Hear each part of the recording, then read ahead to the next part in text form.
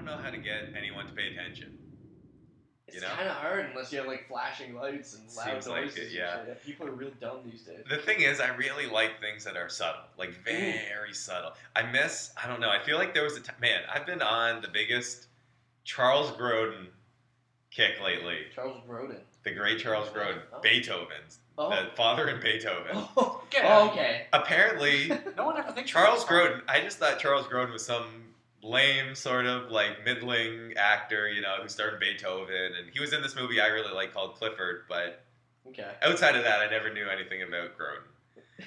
But apparently he used to go on like the Tonight Show with Johnny Carson and then Late Night with David Letterman and just like be very abrasive and angry and mean and like never break or never hint that it was a joke. Oh shit! And apparently NBC would get like angry letters saying like, "We don't want Charles Grodin on the show. He's being mean to Johnny Carson." They just like he would go on and Johnny Carson would be like, "Hey, how's it? Like, how you doing, Charles?" He'd be like, "I flew here from New York City." If you'd ask me that question, like seriously, quit wasting my time. And I don't know if people were ever sure if like Charles Grodin was an asshole or if it was all just a game, like if it was all just a play, if it was all a bit. But Letterman loved it, and he had him on so many shows. And anyways, the point of that was, I feel like those were the old days when something like that, like you could just go do that, and if you saw it, you saw it, and the next day, you were like, man, did you see Charles Grodin on Letterman last night? Like, he was kind of, like he was like no other talk show guest I ever see. Yeah, yeah. And your buddy would be like, yeah, I did see that. Like, that was weird. And then you couldn't see it again. Yeah, you have to tune in next time. You just have to remember, and then the next time Charles Grodin was on, you have to look in TV Guide and be like, "Bud, call him up on the landline phone." Yeah. Be like, "Hey man, Charles Grodin is going to be on Letterman tonight. You gotta watch it and see if what he's doing. Like, is he going to be nice to him or mean to him? Like, what happened to stuff like that over weeks, months? You know? Yeah. Well, we're on the 24-hour who is he? cycle Who now, is he right? doing it for? Yeah, you know? Is he doing that bit even for anyone? Like, I'm discovering it decades later, and I think it's cool. But are people? Yeah. Like, what are people going to remember? Like, what are people doing now that's comparable to that? Anything? Well, can that even be done in an age like this? That's the thing about like this book, Understanding Media by Marshall McLuhan, like so good, and he talks about kind of the media that we consume as extensions of the human body. Okay. Like, so obviously, like a few things needed to happen before we could speak, and once we could communicate verbally, like you can abstract out the world and start communicating, and that's like an extension of your body almost. It would be like as if we got telepathy. Like that's what speech did, right? And then when we were able to write, like you know what I mean? Like that changes because that becomes like our new memory. Because in an oral culture, you just remember everything, right? Yeah, yeah, in human memory. And like what you're saying, right? Like it like changes your nervous system. Writing, and then now so he wrote that book in '64 when TV started happening, and what happened then is like to learn something you kind of had to go and read something, and no one else could read it at the same time as you. And then he's like, and then radio happened, and radio, for example, like because we live in a TV era, we think of like dictators. And even when we see or learn about Adolf Hitler, there's always a picture or like a film clip of him like being very whatever, and we think that that's what was like enabled him to do that, but it wasn't. It was radio, and like his voice and his passion and stuff. Like the media changed everyone's nervous system, and suddenly they were all able to experience something at once, right? Okay. And so how did that? Sorry, like. I mean, what's the big difference between just experiencing something purely as an individual versus experiencing something that maybe everyone else is also experiencing? Because it can change the entire paradigm of the whole group of people at once. But how does it change your own like way of perceiving that thing? Because it enables. So, like, why? Sorry, if I could just ask, like, why is it that so I go get a book, right, and I read, I don't know, whatever, that apple pie is the best kind of pie. Okay. And I just read that, and I just take it in, as opposed to someone saying that on TV and I'm watching it, but I know a million other people are watching it. Is that what you're saying? Kind of, yeah. So because it can change, it adds a whole new dimension to like suddenly. So it's like between. Why do you care? Like, why would an individual care about that they're experiencing? It could be harder to disagree message. with the message. Well, that's if you know that it's being projected to everybody, and you're individually disagreeing with it, you might all like shoot yourself down. Yeah. And be like, nah, like it wouldn't even be worth it to disagree because everyone is hearing this shit. I don't know. What does it say? I mean, what's your take on that? That's kind of what I guess I'm asking. Mm-hmm. That's the question.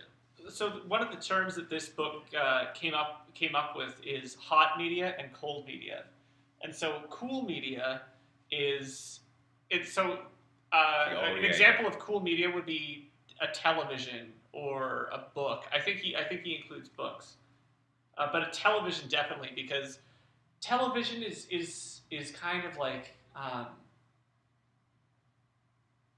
it's not as quite as focused as a movie. Like maybe like some made for television movies or like some TV shows, right? But in general, like if you're watching CNN or whatever, you have to really work to put the pieces together yourself. If that makes sense. Whereas a hot media is very low participation. You don't need to participate in it. It's like a live wire that just beams something in your mind. So radio is a hot medium because it's one sense and it focuses on hearing, and that's all you have. And so for someone like a charismatic speaker like Hitler, or like Winston Churchill, for example, it's a bit of a happier example. If they were speaking on the radio, that energizes you, right? Sorry? Yeah. Yeah. Whereas like watching TV kind of pacifies you, so it's a bit more of a cool media. Yeah. And so your question, so that partly answers your question of like what makes things different. But I think he's got some stuff in TV about here.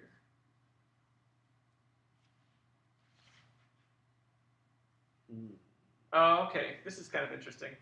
The hot radio medium used in cool or non-literate cultures has a violent effect, quite unlike its effect, say, in England or America, where radio is felt as entertainment. So if you drop a radio into, like, the Congo, for example, and you start beaming messages, that's, like, electrifying people, right? A cool or low literacy culture cannot accept hot media like movies or radio as entertainment. They are, at least, as radically upsetting for them as the cool TV medium has proved to be for our high literacy world. And what we consider entertainment or fun in our media inevitably appears as violent political agitation to a cool culture. For example, if different cultures were to see some of the shit that's on Netflix, that would be, like, illegal and, like, terribly upsetting in their countries. True. So are we a hot culture then? Or at least America? And so social media is extremely high participation because you can actually participate in it, and social media is super cool. At least that's, I actually Googled that last night. It's like, it takes a lot of effort to piece everything together, and as we can see, it's less super absolute. There's a lot of variables in social media. A lot, and like everyone's even like got an opinion. Even piecing together multiple tweets, like you have to interpolate between everything. And as we can see, social media is super pacifying, super cold. I mean, it invokes a lot of emotion in people and, makes them more anxious and more angry. But because we typically think of angry as being a hot emotion, right? Like social media can make people angry, but at the end of the day, overall, it's very pacifying. Like everyone's just on the internet, kind of being shitty to each other. They're not out Yeah. But social media is kind of this weird thing, and I kind of have been reading this book thinking about, because he wrote it in '64, and he had kind of foreseen the internet in a way, says the intro of the book, but no one could have predicted something like social media. Yeah. We're like. Yeah, everyone in the world can just speak to everyone else anytime they want. Well, that's kind of the ultimate, because he thinks of media as extensions of our nervous system, and like us being able to be connected with like anybody in the world, anywhere, at any time, like That's the ultimate expansion of your nervous system, and it's breaking a lot of people down because it's just too much, right? Like it's too big. Your world's become too big. Yeah. You almost need like a hot form of media, like to keep people in line. Yeah. When it's too cool, it's too chaotic. Everything's everywhere, and anyone can find their own little path too. Like if you have a super niche bias, you can find those people out there that share the same belief, and it's like, yeah. I don't know. It's pretty wild. Well, it's interesting. Like a lot of people, like kind of like us, like we all love reading, right? And reading, I think they say reading is a cool medium, but it's like it's less cool. If that, I don't know. It's like reading is very different. Like you're able to focus on a book, and I think even though reading emphasizes sight, like you have to like really think your way through a book, so it's seen as a cool medium. But like even like a book or something, like people like us, we like reading, and interestingly enough, like a radio show is a hot medium, and so a lot of people are turning to things like podcasts now, where they can just focus on one thing. Yeah. People listen to podcasts when they're running. They listen to podcasts when they're cooking or driving, or you know what I mean. It's odd to me today that like sort of what we're doing, like, is this just what has been the greatest form of entertainment, but it's only now in the age of the internet, basically, that people are sort of just, because sometimes you watch like podcasts and stuff and you're like, just watching two people sit down and have a conversation. The art of conversation is like, lost today. There's nothing else that's happening. No one's like running. There's not like a doctor like saving someone's life. Yeah. There's not a superhero flying around. It can only be popular in today's day and age, Like back when everyone spoke and had conversations, it wouldn't be interesting. But nowadays, it's almost like why are people listening to conversations? Are they not having them, or are they? You're listening to original thought, and it's like that is more entertaining than half the shit they're throwing at you. Yeah, on TV and stuff. The Joe Rogan show, right? Like he gets like 1 million people, 2 million people listen to every conversation he has because it's good conversations, I guess, right? So. Well, I guess that's kind of a testament to how much human beings just really need and crave human interaction and conversation. Because if they're willing to sort of basically sit or be alone and yet listen to others talking and feel like they're kind of a part of the conversation simply because they're, if you're watching it on TV or on your computer, you're probably sitting on a couch. Yeah. Right? It's almost like you're in a conversation with a couple of other people, you just can't contribute. Yep. Yeah, and we're all so isolated these days, and we have that in us. We need to converse. We need to socialize. Well, based on the it's like, insane amount of podcasts and things of that nature that are out there that people are constantly listening to. People are craving it. I mean, they must just, as a people, we must just absolutely love it. It must just be our favorite thing. I think we need it. Well, I mean, what are we doing right now? Yeah. The thing is, like, if you... We're not bowling. Or We're not at the movies. Yeah, we've had too much of that. The whole just like maybe shit. Yeah, because that's the thing. Sometimes you talk to people and there seems to be different. I don't know. Like there's lots of people who just love to do things, which is great. Like it's a great form of stimuli to go out and go skating or whatever you do, go for dessert or go for dinner, this or that, and like. But I don't know. It seems like there's another kind of group of people who just, whenever they say like, what do you do? Like, what do you like to do for fun? Like, they can't even answer that question. Yeah. There is no answer. It's just like, isn't this fun? Like, just what we're doing, sitting around talking about things. Yeah. Well, it's funny, like, you mentioned, people are alone listening to podcasts, but it's interesting. Not necessarily always, but typically, I suppose. Oh, yeah, for sure. But when you think about I'm trying to think, how many hours have we listened to Joe Rogan's podcast? Like, maybe each of us. Like, I've probably listened to 20, 30, 40 hours of his podcast. Well, I love Norm's podcast. I come back to that one often. Yeah. I very much enjoy it. I've watched every episode a few times. Hypothetically, like, could either, like we could probably see Joe Rogan walk across, sit down at a table like a cafe or something, and start talking to him like we already know him. Yeah, that's true. Right. And like it would be kind of awkward for him, I guess, because he doesn't know us. But and like for you, you could probably, wouldn't be great for Joe, but no, not. I understand what you're saying. It Yeah. would feel totally natural because you feel like you cultivated a friendship with these people in a sense. I mean, it's like you're sitting around in their house, like just talking to them.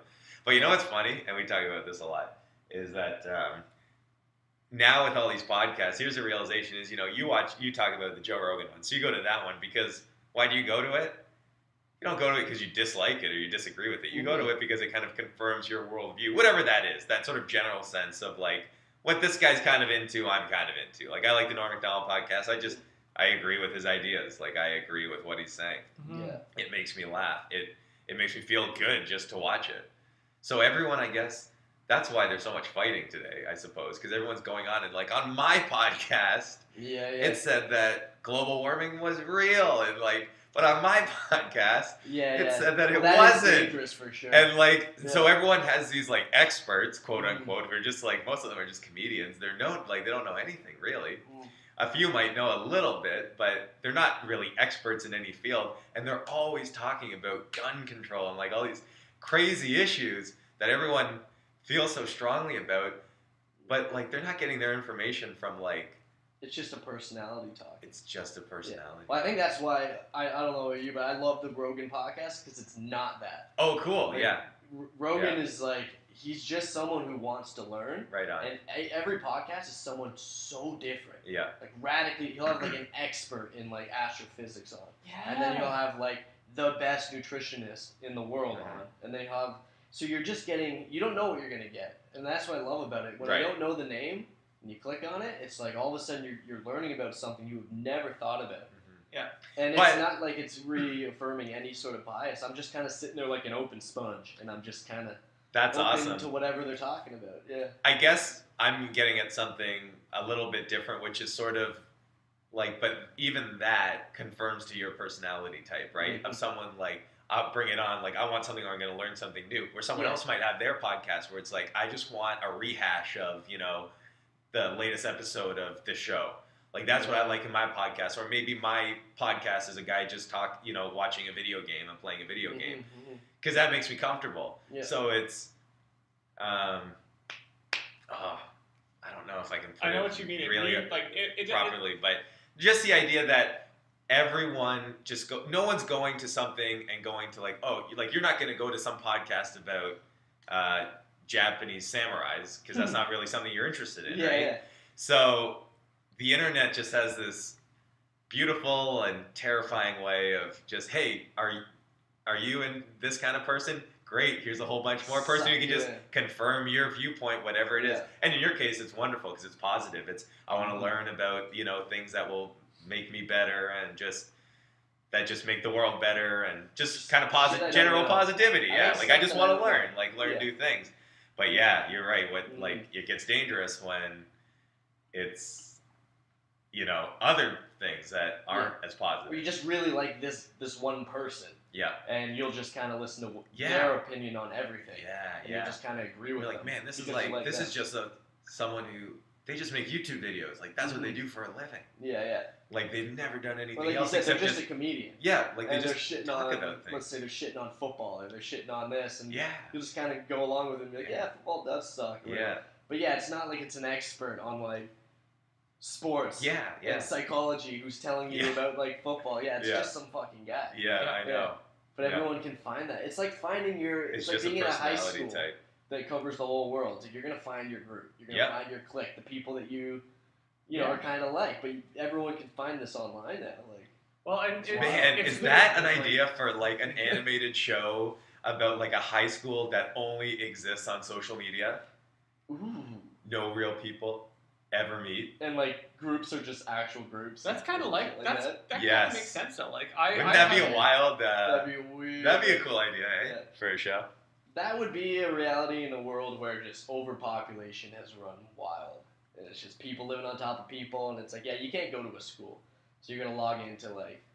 Well, even now they're getting all this thing with like one-to-one iPads. Like, why are you gonna have to go to a school very much longer? if the teacher's just creating all your assignments, sending it to you via iPad, you're doing it via iPad, and then sending it back to him or her to mark. Yeah.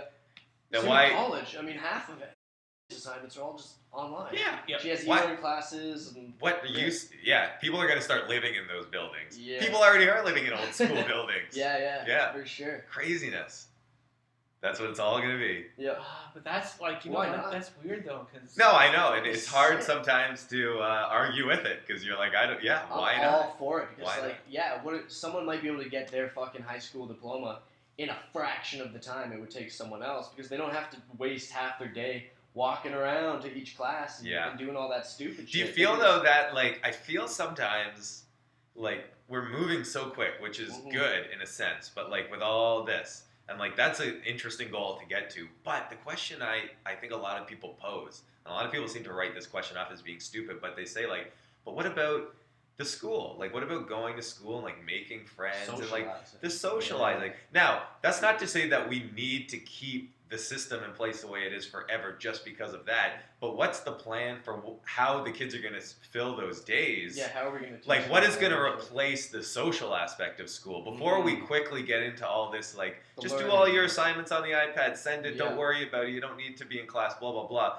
Okay, but like what's the other aspect going to be? If the school's no longer going to exist, you would need some other institution that does something. It would need to be social, physical, like perhaps it's hard to say. Out in the woods, let's teach them about trees. Like that would be interesting. Yeah, it'd be like 50-50. You do and that, you could sign up for different things like rowing. Yeah, fishing. Yeah, you know, those could be the new kind of like those are activities you do like 2 activities a day or something, and then have like this much schoolwork per day. You got your study time, and the or maybe just one could activity be done per day. anywhere at this point in time. You know exactly. what I mean? So could fishing be might be 1 to 4. Yeah. Fishing and boating lesson 1 to 4. Yeah. And then you just have all the rest of the day to do your schoolwork. Yeah. You might get up at 6 and do it 6 to 10. Exactly. You might do it from 9 to midnight. Yeah. Wow. That's cool. The Westmount way. The Westmount way, baby. You know, and like, yeah, I don't know. I bet that would be great for some people, and then even the other people who aren't intellectuals, they'll get all their skills doing the other shit. And, like, maybe they're not going to be the people that write books and like solve problems. It's funny. I remember I was in this class, and it was some education kind of class. Like I don't know what it was. Not a teacher's class in any way, but it was, or not like a teacher's college class, but it was sort of like, hey, if you're thinking of being a teacher, this would be a good class. And I remember the prof wanted us to come up with like design your perfect school day. And you know, most people had them a few variations on their typical day, but for the most part the same. And I just whatever, I didn't care, you know. So I was just like, the kids know, you know, they're out gardening, like very little class time. They'll be like, they can go and do some math drills for like half an hour, but then like they're out in the garden, you know, they're building things. They'll be like, they'll build a shed, you know, they'll be out hammering, like doing this. Everyone's laughing. I was so serious. I'm like, what could be better to teach them than like how to grow their own garden? Teach them how to grow vegetables and cook for themselves. Like that'd be a beautiful life skill. You know, that's great. Critical thinking, like an hour on critical thinking. Problem solving shit. Yeah, it was a lot of weird kind of stuff like that. But drills. man, that's they're kind of moving towards. I mean, that's a little absurd. Some of the things, I guess. Oh, it's a little radical. It's a little radical, but not in certain parts of the world, though. They do some of this stuff where it's like not a lot of class time, a lot of just let's get these kids out. It will be inevitable. And like, what about farmers? Like, we still need. How are we going to inspire kids to become farmers? Yeah, robots, bud. Yeah, the robots are taking over. But still, I mean, I think you make a good point. It's like you can do any work from anywhere now. So so. It's interesting because there's an author, Seth Godin, who's made the case for, you know, go do stuff during the day, and then for 3 or 4 hours at night, that's when school is. Ooh. That way, you like the kids or young people are out doing things during the day, like building, creating, like I don't know, gardening, whatever. And then in the evening, that's when you learn. Yeah, hey, I don't know. There's lots of different, man. The hard thing is that once you've kind of decided on something, I mean, you can say this for any institute in society, like, hard to change, you know? Yeah. What are you going to do? Overhaul, like, an entire public system? Like, that'd be like going, you know how the way the buses work? Let's just scrap that entirely and, you know, try it again. it's nice to think about, perhaps. Yeah. But I mean, Very innovation can really only happen in tiny increments. Yeah. Like nothing can really be that would be overhauled all at once. extremely radical too. Like, Yeah. Oh, absolutely. I think the education system, like we're talking hundreds of years ago, it was only designed to get you to a specific point. Yeah. So you can just join the workforce. Yeah. Don't get too clever. Yeah. We don't want you to figure out what the fuck we're doing. Don't get too clever. If we scrap that system. Yeah. Yeah, you might have people that it could be great. Yeah. Oh yeah. I think it could only be great. Yeah. It's unlimited education. You could have people in high school who are just they got 4 or 5 degrees at that point. Yep. Because they were able to pursue what they wanted and didn't have to waste their time. Yeah. And you can learn degree like I did like theoretical physics, right? My entire degree is on the internet. Like it's on Wikipedia. The entire degree. I mean, the classes help you put the things together and they can verify that you know these things, right? Through testing, right? Mm-hmm. You can kind of devise that yourself. Like you can if there's a certain mathematical proof that's derived, you can look at it, you glance at it, then you try to start from the same place and derive it yourself. Mm-hmm. If you can kind of do that and figure it out, even like learning a little bit from it, right? Like cheating a little bit from it. If you can do that, you can kind of test yourself and figure out that you know things. And like it blows my mind as a scientist. And like I don't know, as like someone who has learned things that back in like the 1600s and 1700s, that people were able to figure out the type of things that they could. Ooh. And there was like any given person, like any of the great men, they were mostly men at that point, right? But like any of the great men, like they were good at multiple things at any given time. Like Leonardo da Vinci was like great artist, like inventor, whatever. And then the guy, I think his name was Herschel, Herschel, I think pretty sure German. He was a composer. That was his job, and he like composed like beautiful music, whatever. In his spare time, he was an astronomer. I think he discovered a planet. Oh shit! I think he only discovered a planet, and you know how like if you have a prism, there's like different colors of light. Mm-hmm. Because this man is a genius, he took a thermometer and like measured the temperature of each color of light. Because he's like, oh, this is kind of curious, right? Yeah. And he found that red is hotter than like blue, because red is light speaking. Red is a hot color. Like in some fast food joints they have like the red light. Yeah. Right. So red's a hot color. Blue is actually a very cool color, light wise. Violet is even the coolest. That's why you like ultraviolet. Yeah. So then he's like, I wonder what happened if I take 2 thermometers and put them outside of red and blue, right? Mm-hmm. Or red and violet. So he puts them just outside the spectrum.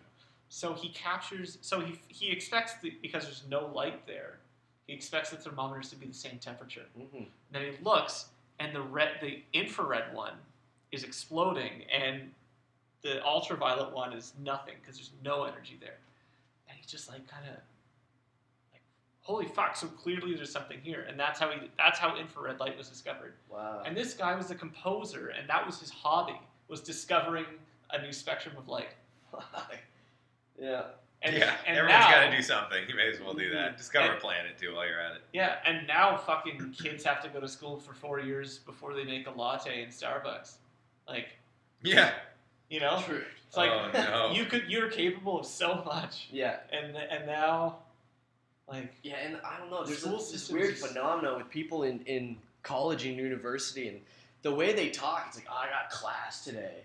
Like, oh, fuck this. Like, they're skipping out. They're acting like they're being forced there. Like, they're still in grade school. Yeah, as if you're not paying. You're in college, you're in university, and you're skipping. You don't want to be there. You show up, you're on Facebook. You're just going for beers. It's like, yeah, so at the end of 4 years, you leave there, and all you can do is make a coffee. Yeah. That's it. Yeah, The system is failing them. Whereas, I don't know, maybe just shit's too good. What's the point of trying really hard, discovering a new spectrum of light? Yeah. You can just go to McDonald's and fuck off with all your friends. Yeah. And, life is great. There's video games and movies and shit. Like, yeah. Well, it's weird.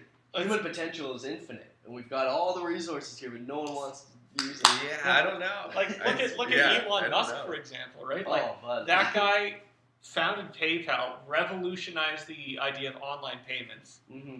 So he sold that company. Do you and think? then he started a solar farm. And then he started an electric car company. He's revolutionizing that industry. And he's revolutionized the space industry. Like, that is 4 of our biggest industries today. He just launched a car into space the other day. But okay. No, I was interested. But what I'm thinking is that, we're talking about like, today no one's, cares. They're all just lazy and they get a degree and they party and then they work at Starbucks and blah, blah, blah. But Elon Musk, now there's a guy. And then who are you talking about there? The Renaissance man?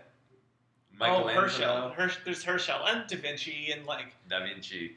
Do you think people at Da Vinci's time, there were people sitting around being like, man, everyone are just... Look at all these lazy motherfuckers sitting around. No one's doing anything. All they do is grow up and then they go and, they could go anywhere, but instead they just work at the barn. They're just a stable boy their whole lives. And they get married and, then they go play a few rounds of, I don't know, whatever. Archery. Jacks, whatever they had. However long ago that was. Yeah. And, but Da Vinci, now he's doing, if everyone was like him, so maybe every time sucks, but there's just a couple great people dudes who pull us forward. Who history remembers as like, well, that time was great because of Da Vinci or Herschel. So. Well, there's a big spectrum of like intelligence, right? Of course. And like men are all across the whole thing. You got morons, absolute dummies, and then you got Elon Musk. I think the problem is that all the crazy bullshit is on the internet. Yeah. And on the TV. Once you turn those things off and you just go out into the world, you're like, wow, everything is perfect. Like, everyone is just happy. Everyone's nice to each other. Mm-hmm. I don't know. Like, I don't see all this hatred that everyone's talking about. I don't see all this, like... It's rare. When you see someone out there being a real asshole, it's like, wow. Like, they stand out. I never see it. Yeah, but you go on the internet, it's everywhere. People are so friendly and pleasant, and, like, I don't know. There's just... Things are just really good. Mm-hmm. And, like, people are just convinced that they're awful. Yeah. Yeah. It's ridiculous. Yeah. Did you see that article? Did you hear that thing that happened 1,000 miles away? The news can be blamed for that shit, man. Of course it can be. Yeah. Absolutely. I think everyone thinks America's in turmoil because California. I think California just sucks. California and New York, they're the loudest, so that's what... Man, I think California in particular is just like crazy. I think people in Hollywood are just insane. They are. They really are. And just because they have a really loud voice, people around the world are like, oh, like, America's insane. I think 49 states are pretty solid, and California just sucks. Well, let's be fair. Florida's just fucked because Florida's weird. Florida man. Florida man and Florida woman. Anyways, I don't know. People in Kansas the point is, though, the media makes it out that the world is a dark, sad, angry, just terrible place. Evil. But man, I don't know. Like, I just... Yeah, you are fully disconnected. I'm in a beautiful world of just happy people. Just being nice to each other and a lot of good things happening. People building, people smiling.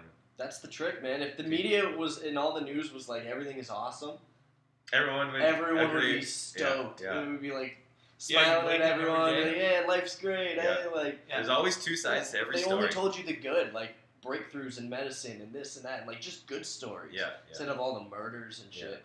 Yeah, man, it would change the perception of everyone. Man, it's interesting. Like, I think I was telling you this before, but I met this guy down at the mall one day, and like 22-year-old kid down on his luck, had a little, I think it was a little boy of his own, and was talking about like not with the mother anymore, hate her, but love, she loves my son, and like I gotta respect her for that. And the way this kid was talking was just, it was all about how I can be better than, how I can give my son more than what my parents gave to me. Mm-hmm. Wow. He was just like, he just stopped me in the mall and like started talking to me. He says like, I just got a shitty lot in life, and you know what? I'm just trying to do better for my son.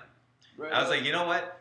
You could tell that story two ways. I could come home and be like, man, I met this poor, probably drug-addled, single father, down on his luck.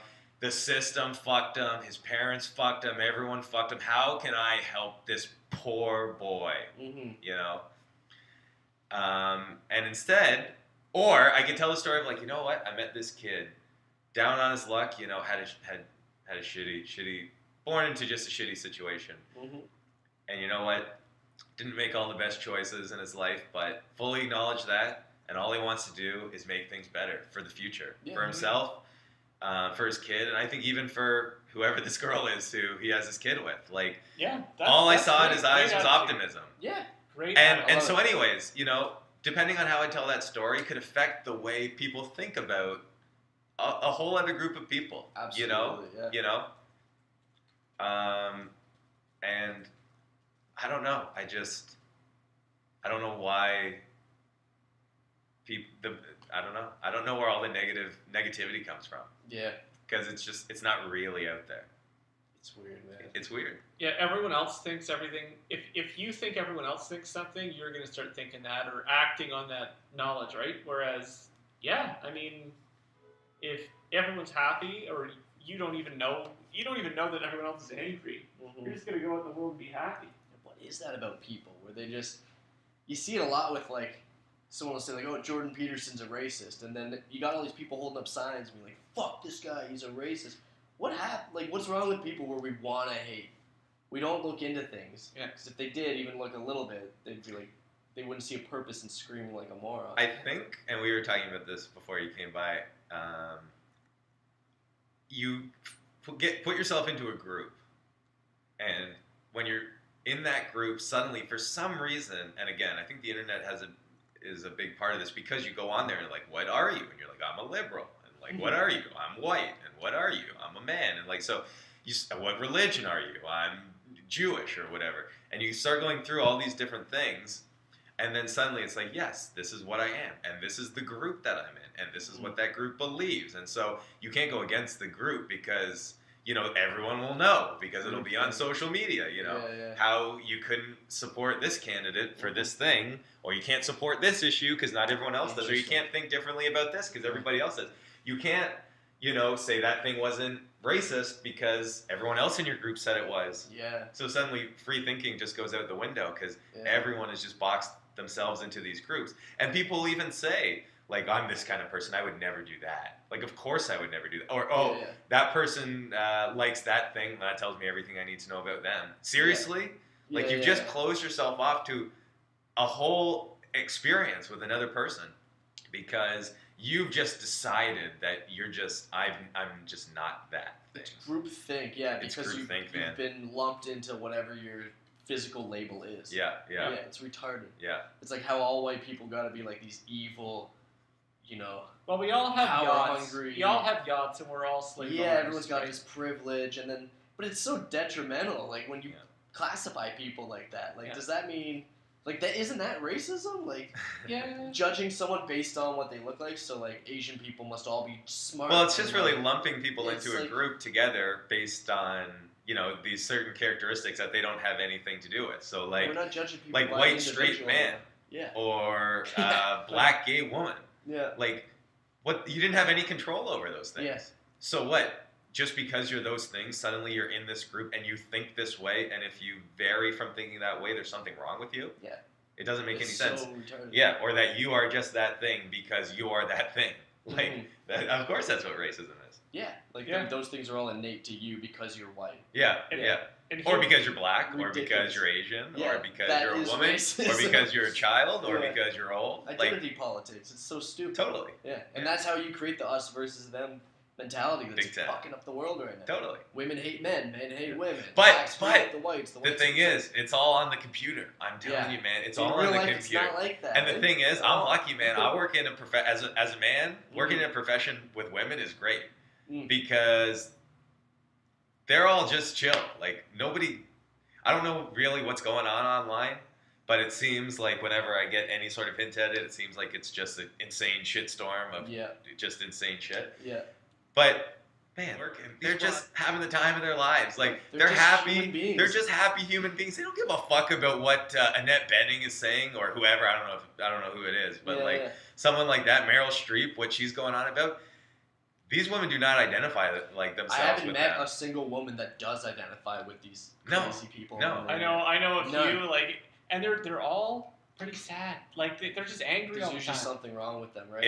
It's No, just like, fears and sad. Man, across the board, it's all fears and sadness. And men who buy into this also of like, oh, do you ever like every once in a while it's funny on the computer or something, or a lot of these stand-up comedians today, they'll be like white men and they'll be going, aren't white men just the worst? You're like, what the fuck are you talking about? You like. Yeah. Like, does this not seem insane to Elon anyone Musk else? and Donald Trump Like, are and then both people white are men. like laughing and clapping, Yeah. and there's a small subsect that also buys into that. And it's just people who have fears, and when you have no fears, you have no confidence. So you're like, oh, okay, well, this will be a way, for others to like me. I'll just go along with the group, and yes, I'll be, yes, because it's something. This seems to be what people want, because this is what the internet's telling me to do. So I'll just do that, and it'll be great. And I'll say, yes, I hate other men because they're bad, and that'll make women like me, and black people like me, and gay people like me, and everyone will like me, and they'll respect me. And I could never get those things before, but now all I have to do is agree with a bunch of people, and that'll just be it. Yeah. I'm part of the like, group. man, that's so sad. It's insane, yeah. And you know what? That sect of people is so small. Yeah. They're only on the computer. Because that's the only place they have the courage to be.